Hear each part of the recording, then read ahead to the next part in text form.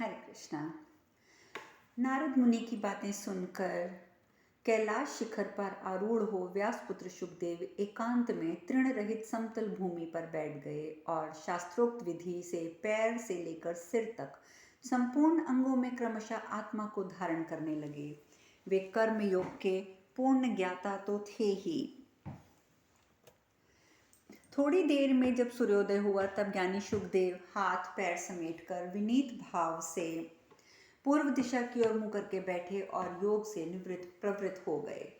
उस समय बुद्धिमान व्यास नंदन जहाँ योग युक्त हो रहे थे वहां तो ना पक्षियों का समुदाय था, ना कोई शब्द सुनाई पड़ता था, ना दृष्टि को आकृष्ट करने वाला कोई दृश्य उपस्थित था। उस समय उन्होंने इस प्रकार से संगों से रहित आत्मा का दर्शन किया। उस परम तत्व का साक्षात करके शुकदेव जी जोर जोर से हंसने लगे। फिर मोक्ष मार्ग की उपलब्धि के लिए योग का आश्रय ले महान योगेश्वर होकर वे आकाश में उड़ने के तैयार हो गए।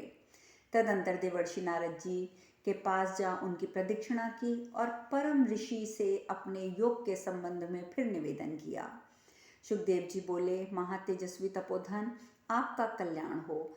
अब मुझे मोक्ष मार्ग का दर्शन हो गया है, मैं वहां जाने को तैयार हूँ। आपकी कृपा से मैं अभीष्ट गति को प्राप्त करूंगा। नारद जी की आज्ञा पाकर व्यास कुमार शुकदेव जी उन्हें प्रणाम करके पुनः योग में स्थित हो आकाश में प्रविष्ट हुए। कैलाश शिखर से उछलकर वे तत्काल आकाश में जा पहुंचे और सुनिश्चित ज्ञान पाकर वायु रूप धारण करके श्रीमान शुकदेव अंतरिक्ष में विचरने लगे। वे निश्चयात्मक बुद्धि के द्वारा संपूर्ण त्रिलोकी को आत्मभाव से देखते हुए बहुत दूर तक आगे बढ़ गए। उस समय उनका तेज सूर्य और अग्नि के समान प्रकाशित हो रहा था। उन्हें निर्भय होकर शांत और एकाग्रचित्त से ऊपर जाते समय समस्त चराचर प्राणियों ने देखा और अपनी शक्ति और रीति के अनुसार उनका यथोचित पूजन किया। देवताओं ने उन पर दिव्य फूलों की वर्षा की। उन्हें इस प्रकार जाते देख समस्त गंधर्व, अप्सराओं के समुदाय और सिद्ध ऋषि मुनि आश्चर्य में पड़ गए और आपस में कहने लगे, तपस्या से सिद्धि प्राप्त हुआ ये कौन महात्मा आकाश मार्ग से जा रहा है। तीनों लोकों में प्रसिद्ध परम धर्मात्मा शुकदेव जी पूर्व दिशा की ओर मुंह करके सूर्य को देखते हुए मौन भाव से आगे बढ़ रहे हैं। वे अपने शब्द से संपूर्ण आकाश को पूर्ण सा कर रहे थे। पंचचूड़ा आदि अप्सराओं के नेत्र विस्मय से अत्यंत खिल उठे थे। कुछ ही देर में वे मलय नामक पर्वत पर जा पहुंचे, जहां उर्वशी और पूर्वचित दो अप्सराएं सदा निवास करती हैं। ब्रह्म ऋषि व्यास के पुत्र की ये उत्तम गति देखकर उन दोनों को बड़ा विस्मय हुआ और वे आपस में कहने लगी, अहो, इस वेदाभ्यास परायण ब्राह्मण की बुद्धि में कितनी अद्भुत एकाग्रता है। पिता की सेवा से थोड़े ही समय में उत्तम बुद्धि पाकर ये चंद्रमा के समान आकाश में विचर रहा है। उर्वशी की बातें सुनकर धर्मज्ञ शुकदेव जी ने संपूर्ण दिशाओं की ओर देखा। उस समय उनका चित्त उनकी बातों की ओर चला गया था। आकाश, पर्वत, वन, काननों सहित एवं सरोवरों, सरिताओं की ओर भी उन्होंने दृष्टि डाली। उस समय इन सब की अधिष्ठात्री देवियों ने सब और से बड़े आदर के साथ द्वैपायन कुमार शुकदेव जी को देखा। वे सब के सब अंजलि बांधे खड़ी थी। तब परम धर्मज्ञ शुकदेव जी ने उन सब से कहा, देवियों, यदि मेरे पिताजी मेरा नाम लेकर पुकारते हुए इधर आ निकलें और आप सब लोग सावधान होकर मेरी ओर से उत्तर देना। आप लोगों का मुझ पर बड़ा स्नेह है, इसलिए मेरी इतनी सी बात मान लेना। शुकदेव जी की बात सुनकर काननों सहित संपूर्ण दिशाएं, समुद्र, नदियां, पर्वतों के अधिष्ठात्री देवियों ने उत्तर दिया, ब्राह्मण, जैसा आप आज्ञा देते हैं निश्चय ही वैसा होगा। जब महर्षि व्यास आपको पुकारेंगे तब हम लोग उन्हें उत्तर देंगे। इस प्रकार श्री महाभारत शांति पर्व के अंतर्गत मोक्ष धर्म पर्व में शुकदेव का उधर गमन विषयक 332वां अध्याय पूर्ण हुआ। भीष्म जी कहते हैं, युधिष्ठिर ये वचन कहकर महातपस्वी शुकदेव जी सिद्धि पाने के उद्देश्य से आगे बढ़ गए। बुद्धिमान शुक ने 4 प्रकार के दोषों का, 8 प्रकार के तमोगुण का और 5 प्रकार के रजोगुण का त्याग करके सत्व गुण को भी त्याग दिया। ये एक बहुत अद्भुत सी बात हुई। तत्पश्चात वे नित्य निर्गुण और लिंग रहित ब्रह्म पद में स्थित हो गए। उस समय उनका तेज धूमहीन अग्नि की भांति दीप्यमान हो रहा था। उसी क्षण उल्काएं टूटकर गिरने लगी, दिशाओं में दाह होने लगा, धरती डोलने लगी, सब और आश्चर्य की घटनाएं घटित हुईं। पर्वत वृक्षों में अपनी शाखाएं अपने आप तोड़कर गिरा दी, पर्वतों के शिखर भंग हो गए, सूर्य की प्रभा फीकी पड़ गई, सरोवर सरिता समुद्र शुद्ध हो उठे। इंद्र ने सरस और सुगंधित जल की वर्षा की और दिव्य गंध फैलाते हुए परम वायु पवित्र वायु चलने लगी। हिमालय शिखर एक और था तो दूसरी ओर मेरु पर्वत था। हिमालय का शिखर रजतमय होने के कारण श्वेत दिखाई देता था और सुमेरु स्वर्णमय श्रृंग पीले रंग का था। इन दोनों की लंबाई चौड़ाई ऊंचाई 100 योजन थी। उत्तर दिशा की ओर जाते समय ये दोनों सुरम्य शिखर सुखदेव की ओर की दृष्टि में पड़े। उन्हें देखकर पूर्वतक निशंक मन से उनके ऊपर चढ़ गए। फिर तो दोनों पर्वत शिखर सहसा 2 भागों में बंट गए और बीच में से फटे हुए से दिखाई देने लगे। महाराज, ये एक अद्भुत घटना थी। तत्पश्चात उन पर्वत शिखरों में से सहसा वे आगे निकले और श्वेत पर्वत उनकी गति को रोक न सका। यह देख संपूर्ण देवताओं, गंधर्वों, ऋषियों और उस पर्वत पर रहने वाले दूसरे लोग थे, उन्होंने बड़े जोर से हर्षनाद किया। देवता, गंधर्व, ऋषि, यक्ष, राक्षस, विद्याधरों ने उनका पूजन किया। वहां से सुखदेव जी के ऊपर उठते समय उनके चढ़ाए हुए दिव्य पुष्पों की वर्षा से सब ओर से सारा आकाश छा गया। बहुत सी अप्सराएं जो कि आकाश गंगा में इधर उधर विराज रही थी, उन्होंने जल क्रीड़ाएं कर रही थी, उन्होंने भी सुखदेव जी को देखा। वे इस प्रकार सिद्धि के लिए उत्क्रमण करते हुए जान पड़ते थे। पिता व्यास देव जी ने स्नेहवश उत्तम गति का आश्रय ले उनके पीछे जैसे जाना आरंभ किया हो। उधर सुखदेव वायु से आकाशगामिनी उधर गति का आश्रय ले अपना प्रभाव दिखाकर तत्काल ब्रह्मीभूत हो गए। तपस्वी व्यास जी दूसरी महायोग संबंधी गति का अवलंबन करके ऊपर को उठे। पलक मारते मारते वह उस स्थान पर जा पहुंचे जहां से वे उन पर्वत शिखरों को 2 भागों में विदीर्ण कर सुखदेव जी आगे बढ़े थे। वह स्थान शुभाभिपतन के नाम से प्रसिद्ध हो गया था। उन्होंने उस स्थान को देखा। वहां रहने वाले ऋषियों ने आकर व्यास जी से उनके पुत्र का वह अलौकिक कर्म सुनाया। जब पिता उच्च स्वर में तीनों लोगों को गुंजाते हुए पुकारा, तब सर्वव्यापी सर्वात्मा सर्वोन्मुख होकर धर्मात्मा शुक ने भौ शब्द से संपूर्ण जगत को प्रतिध्वनित करते हुए पिता को उत्तर दिया। उसी के साथ संपूर्ण जगत से उच्च स्वर में भो भोह इस प्रकार एक अक्षर शब्द का उच्चाटन करते हुए उत्तर दिया। तभी से आज तक पर्वतों के शिखर पर अथवा गुफाओं के आसपास जब जब आवाज दी जाती है, तब तब वहां के चराचर निवासी प्रतिध्वनि के रूप में उसका उत्तर देते हैं, जैसा कि उन्होंने सुखदेव जी के लिए किया था। इस प्रकार अपना प्रभाव दिखलाकर सुखदेव जी अंतर्ध्यान हो गए, शब्द आदि गुणों का परित्याग करके परम पद को प्राप्त हुए। अपने अमित तेजस्वी पुत्र की ओर महिमा देखकर व्यास जी उसी का चिंतन करते हुए उस पर्वत के शिखर पर गए। उस समय मंदाकिनी के तट पर क्रीड़ा करती हुई समस्त अप्सराएं महर्षि व्यास को अपने निकट पाकर घबराहट में पड़ गईं, अचेत सी हो गईं, जल में छिप गईं।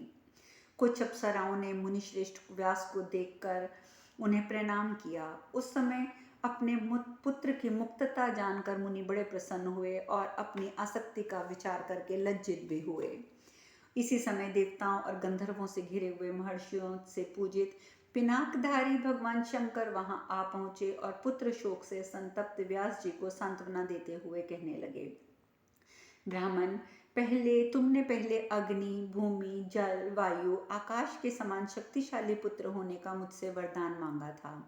अतः तुम्हें तुम्हारी तपस्या के प्रभाव तथा मेरी कृपा से पालित वैसा ही पुत्र प्राप्त हुआ। अब ब्रह्म तेज से संपन्न और परम पवित्र, जो पवन पवित्र था, उस समय उसने ऐसी उत्तम गति प्राप्त की है जो अजितेंद्रिय पुरुषों और देवताओं के लिए भी दुर्लभ है। फिर तुम किसके लिए शोक कर रहे हो?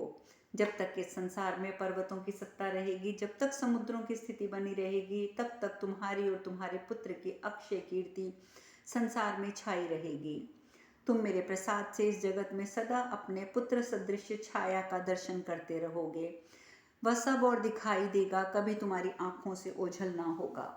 भरत नंदन, साक्षात भगवान शंकर के इस प्रकार आश्वासन देने पर सर्वत्र अपने पुत्र की छाया देखते हुए मुनिवर व्यास बड़ी प्रसन्नता के साथ अपने आश्रम लौट आए।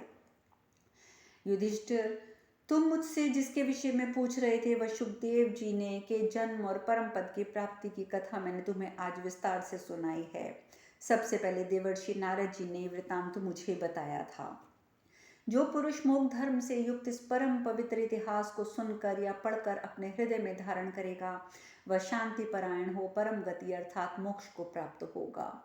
इस प्रकार श्री महाभारत शांति पर्व के अंतर्गत मोक्ष धर्म पर्व में सुखदेव जी की उधर गति का वर्णन की समाप्ति नामक 333वां अध्याय पूर्ण हुआ। यहाँ पर सत्व गुण के बारे में जो कहा गया है उसे मैं थोड़ा सा और समझाने के लिए कहूँगी। सत्व गुण भी सुख है और ज्ञान के संबंध से बांधने वाला है। मैं सुखी हूँ, अज्ञानी हूँ, ऐसा जो अभिमान हो जाता है वह ज्ञानी को गुणातीत अवस्था से वंचित कर रख देता है।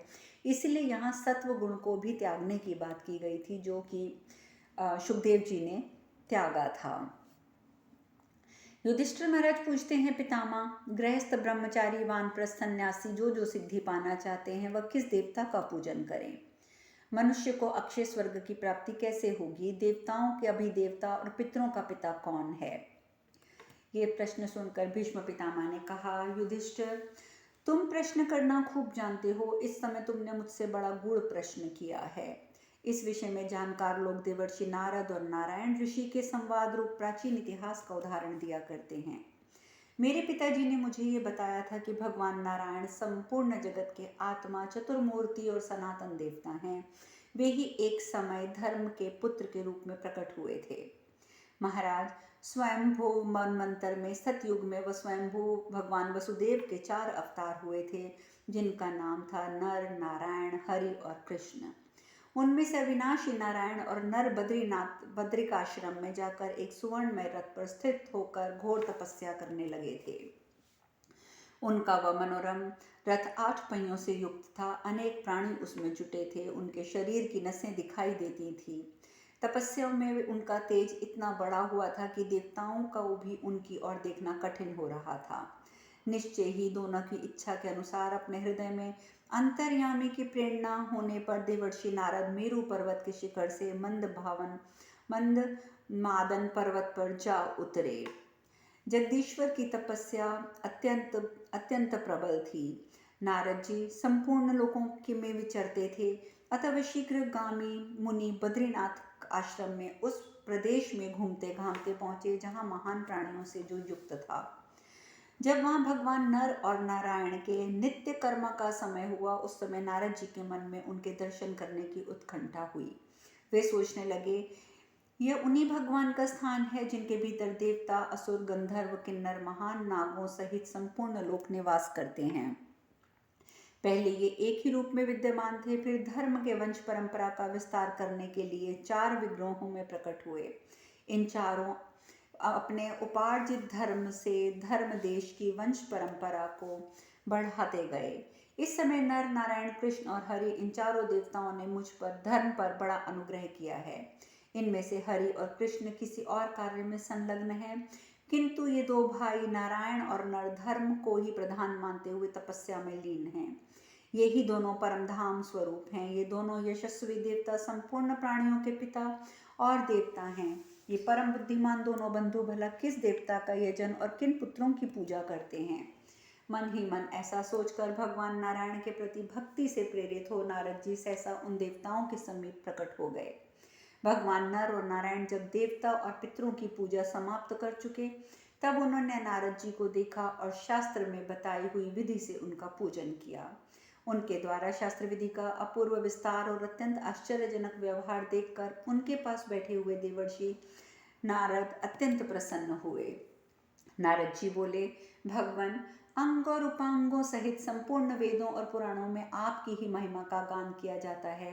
आप अजन्मा, सनातन, सबके माता पिता, सर्वोत्तम अमृत रूप हैं। आप ही भूत भविष्य वर्तकालीन ये संपूर्ण जगत में प्रतिष्ठित हैं। गृहस्थ मूलक चारों आश्रमों के सब लोग नाना प्रकार नाना रूपों में स्थित हुए आपकी ही प्रतिदिन पूजा करते हैं। आप ही संपूर्ण जगत के माता पिता, सनातन गुरु हैं। फिर आज आप किस देवता और किस पितर की पूजा करते हैं, मैं ये समझ नहीं पाया। अतः महाभाग मैं आपसे पूछ रहा हूँ, आप किसकी पूजा करते हैं? श्री भगवान बोले, भगवान, तुमने जिनके विषय में प्रश्न किया है वह अपने लिए गोपनीय विषय है। यद्यपि यह सनातन रहस्य किसी से कहने योग्य नहीं है, तथापि तुम जैसे भक्त पुरुष को तो बताना ही चाहिए। अतः मैं यथार्थ रूप से इस विषय का वर्णन करता हूँ। जो सूक्ष्म, अज्ञेय, अव्यक्त, अचल ध्रुव है, जो इंद्रियों, विषयों और संपूर्ण भूतों से परे हैं, वही सब प्राणियों का अंतरात्मा है। वह क्षेत्रज्ञ नाम से कहा जाता है। वही त्रिगुणातीत है, पुरुष कहलाता है। उसी से त्रिगुण में अव्यक्त की उत्पत्ति होती है। विश्रेष्ठ उसी को व्यक्त भाव में स्थित अविनाशी अव्यक्त प्रकृति कहा गया है। आज हम कथा में यहीं विश्राम लेंगे। शेष कथा कल। हरे कृष्णा।